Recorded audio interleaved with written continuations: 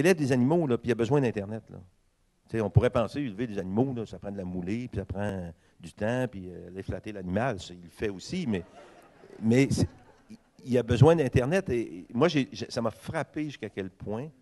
Et là, on voit que l'Internet, c'est pas juste dans la high-tech, c'est aussi dans ce qui est classé comme notre économie, un peu plus de ressources naturelles.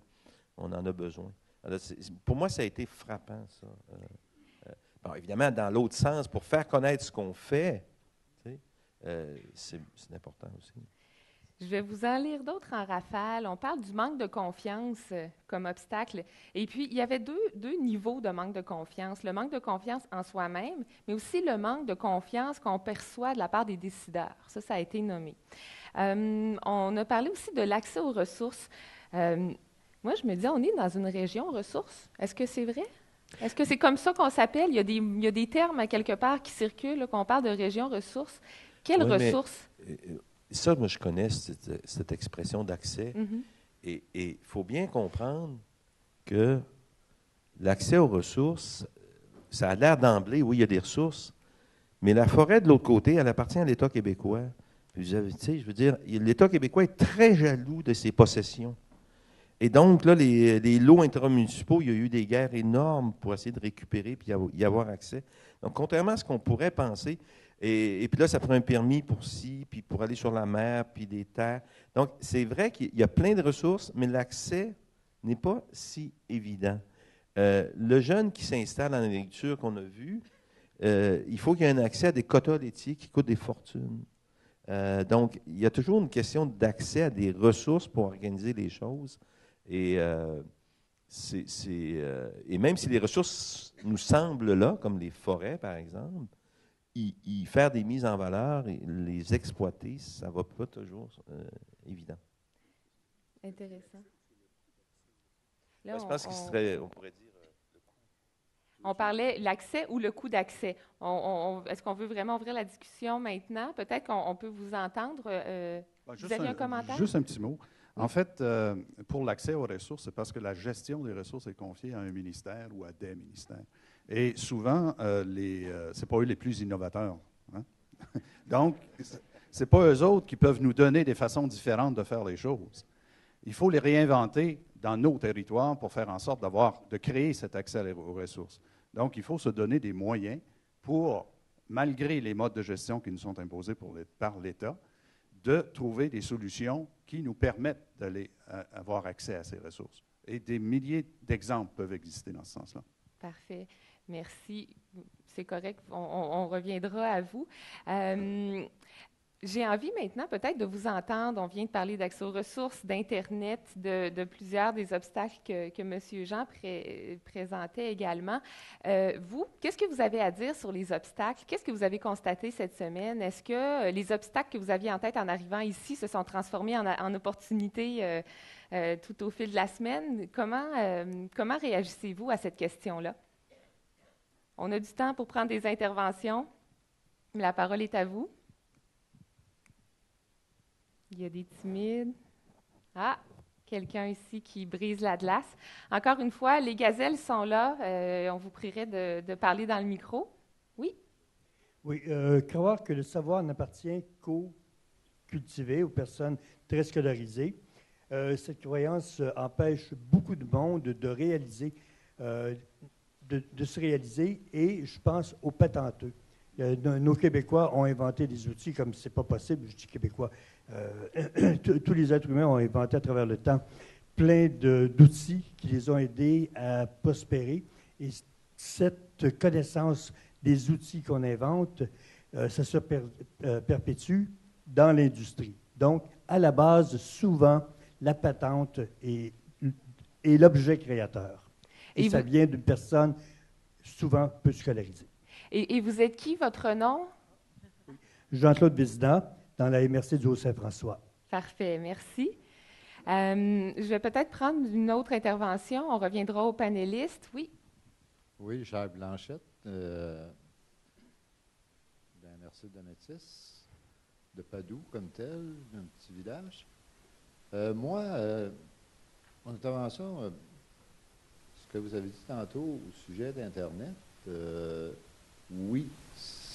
quelque chose qui est très important parce que c'est une banque d'informations autant auprès de d'autres personnes qui ont peut-être développé les mêmes genres de produits que nous autres, on veut faire dans notre région.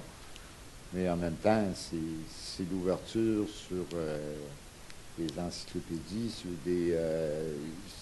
des bibliothèques. C'est une ouverture sur le monde au complet, le monde de l'information et le monde, si on veut, aussi par les expériences qu'ils ont faites. Mais il y a quelque chose là-dedans qui me dit, bon oui, il est très important, son facteur, pour le moment, il l'est. Mais moi, c'est comme une petite question à reposer. C'est que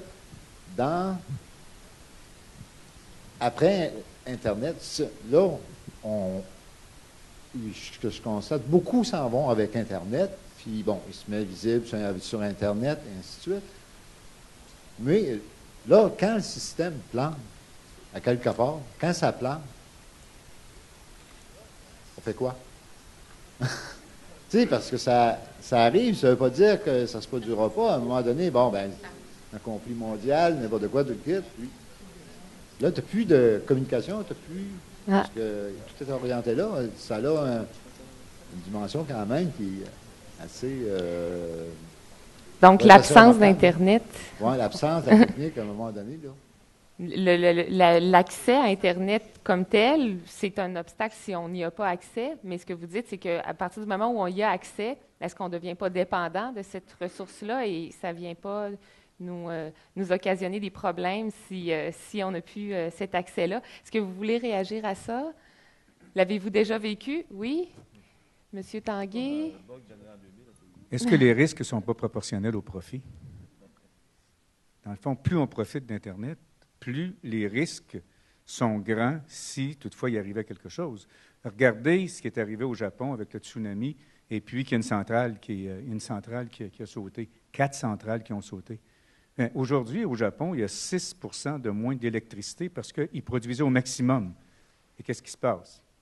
Bien, dans les escaliers roulants, dans les métros, il faut qu'ils montent à pied. Celui au centre de Tokyo, c'est 17 étages. Il faut qu'ils fassent ça à pied. Dans les métros, ils ont enlevé l'électricité le jour, ils ont enlevé les lumières, puis la nuit ou le soir, c'est 1 sur 3.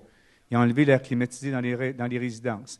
Mais il fallait qu'ils fassent quelque chose. Est-ce qu'on peut se passer de l'électricité? Mais quand on s'en passe, ce qu'on fait, on essaie justement de trouver qu'est-ce qui est essentiel pour garder l'essentiel de ce qu'on a. Et les risques sont proportionnels aux bénéfices qu'on a d'une technologie.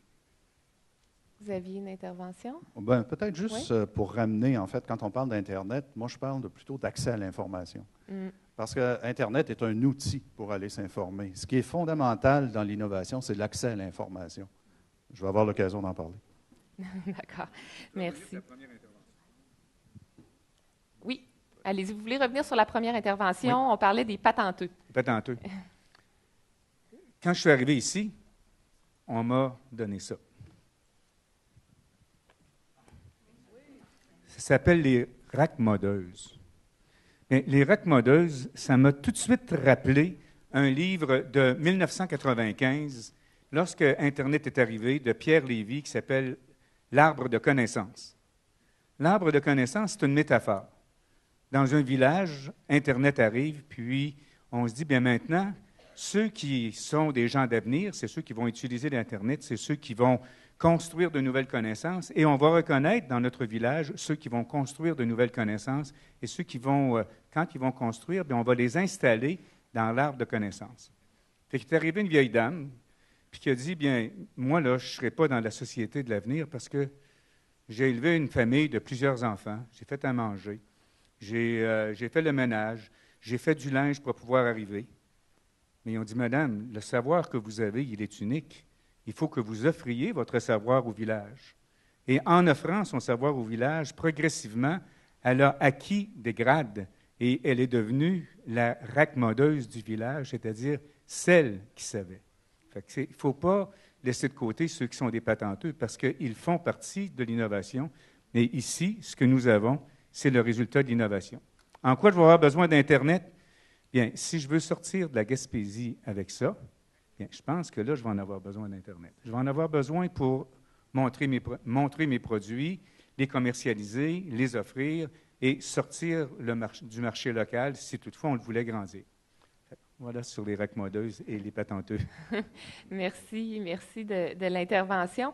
On avait quelqu'un ici, et puis n'hésitez pas à lever votre main. Il y a Sophie aussi qui circule avec un micro qui peut se rapprocher de vous. Alors, on vous écoute depuis la Belgique, c'est ça? Voilà, Nicolas de Belgique. Alors, c'est un constat ou une question que j'ai déjà partagée avec plusieurs personnes, mais je n'ai toujours pas eu de réponse satisfaisante, donc j'en reparle ici. Comme vous savez, en Belgique, on a aussi plusieurs communautés linguistiques qui se chamaillent un petit peu. Ça n'empêche que les entrepreneurs sont parmi les plus fervents défenseurs de l'unité de la Belgique et de... Comment dire? Parce que ça permet justement de trouver des débouchés, des partenariats. Et ici, j'ai souvent entendu en Gaspésie le manque de débouchés, la distance par rapport aux gros centres urbains. Mais par rapport à ce qu'on pourrait faire avec ce qui se passe juste sur la rive d'en face, au Nouveau-Brunswick, on me dit chaque fois, mais ils parlent une autre langue. Et je me demandais si ça, c'était pas un obstacle un petit peu d'arrière-garde. Et je me demandais ce qui était fait au niveau pour encourager des partenariats. Bon, je sais que c'est l'Université rurale du Québec, mais le Québec est entouré d'autres régions ou provinces. Et donc, est-ce qu'on encourage aussi la levée de ces obstacles-là pour aller au-delà Oui, la question est lancée. J'aime bien votre commentaire, de toute façon. En passant pour la Belgique, l'image qu'on en a ici, c'est que depuis qu'il n'y a plus de gouvernement belgique, les indicateurs économiques de la Belgique n'ont jamais été aussi bons. En fait, c'est ce qu'on dit dans les journaux. Donc, autrement dit, pour les cyniques des gouvernements, il y a de quoi réfléchir de l'utilité de nos gouvernements. Ça sort mal. Mais bon, il faut distinguer les politiciens du reste de l'appareil d'État qui fonctionne en Belgique. Faites-vous-en pas, il y a encore un contrôle aux frontières et tout. Mais ce que je voulais dire, c'est que ce que vous révélez, c'est la collaboration interrégionale. Comme en Europe, il y a beaucoup de petites régions. Forcément, ils sont obligés de se parler. Tu sais. Alors, dans le Jura français, suisse, ici, c'est vrai que la baie des Chaleurs, il y a deux côtés à la baie des Chaleurs, vous avez raison de le mentionner. C'est très proche, là, quand on était à Miguacha, je veux dire, on aurait pu toucher à Dalhousie en face et tout ça.